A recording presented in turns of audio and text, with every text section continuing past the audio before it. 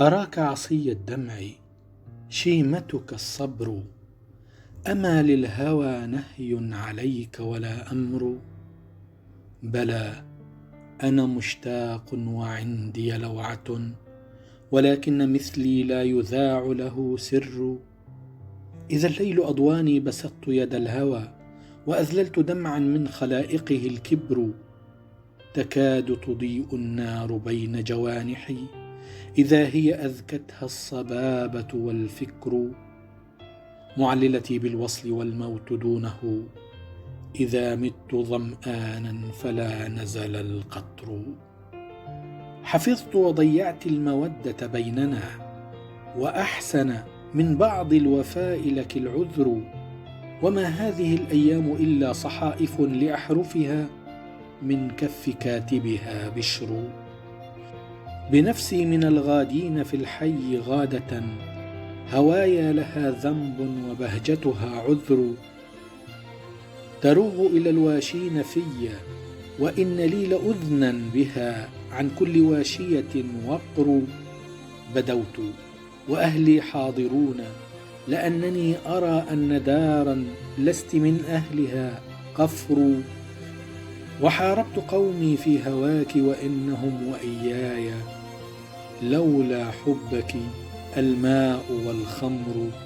فإن كان ما قال الوشاة ولم يكن، فقد يهدم الإيمان ما شيد الكفر.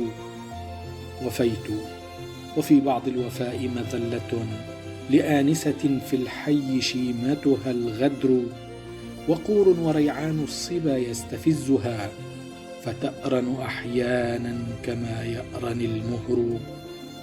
تسائلني من أنت وهي عليمة، وهل بفتى مثلي على حاله نكر؟ فقلت كما شاءت وشاء لها الهوى، قتيلك. قالت أيهم فهم كثر. فقلت لها لو شئت لم تتعنتي، ولم تسألي عني وعندك بي خبر. فقالت لقد أزرى بك الدهر بعدنا. فقلت معاذ الله، بل أنت للدهر.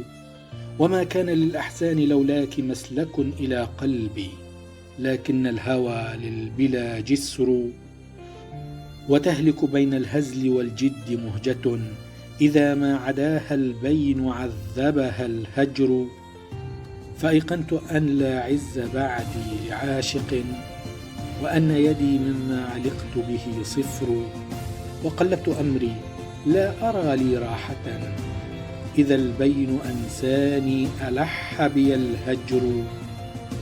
فعدت إلى حكم الزمان وحكمها، لها الذنب لا تجزى به ولي العذر. كأني أنادي دون ميثاء ظبية، على شرف ضمياء جللها الذعر. فلا تنكريني يا ابنة العم، إنه ليعرف من أنكرته البدو والحضر. ولا تنكريني إنني غير منكر، إذا زلت الأقدام واستنزل النصر. وإني لجرار لكل كتيبة، معودة ألا يخل بها النصر. وإني لنزال بكل مخوفة، كثير إلى نزالها النظر الشزر.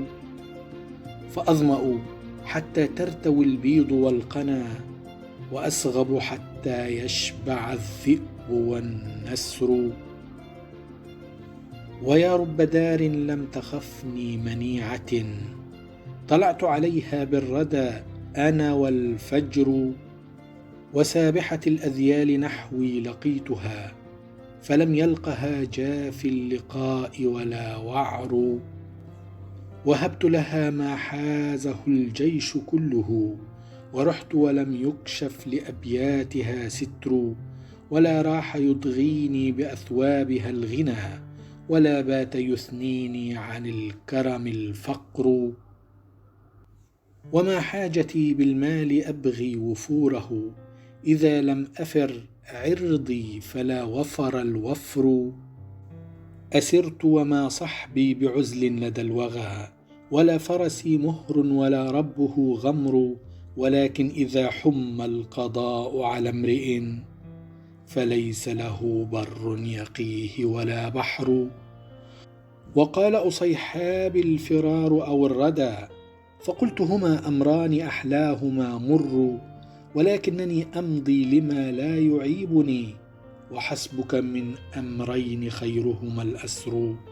يقولون لي بعت السلامة بالردى، فقلت أما والله ما نالني خسر.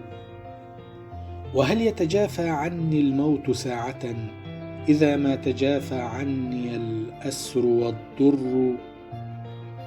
هو الموت فاختر ما علا لك ذكره، فلم يمت الإنسان ما حي الذكر. ولا خير في دفع الردى بمذلة، كما ردها يوما بسوءته عمرو. يمنون أن خلوا ثيابي وإنما علي ثياب من دمائهم حمر. وقائم سيف فيهم دق نصله، وعقاب رمح فيهم حطم الصدر. سيذكرني قومي إذا جد جدهم، وفي الليلة الظلماء يفتقد البدر.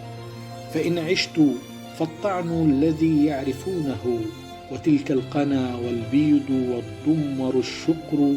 وإن مت فالإنسان لا بد ميت، وإن طالت الأيام وانفسح العمر.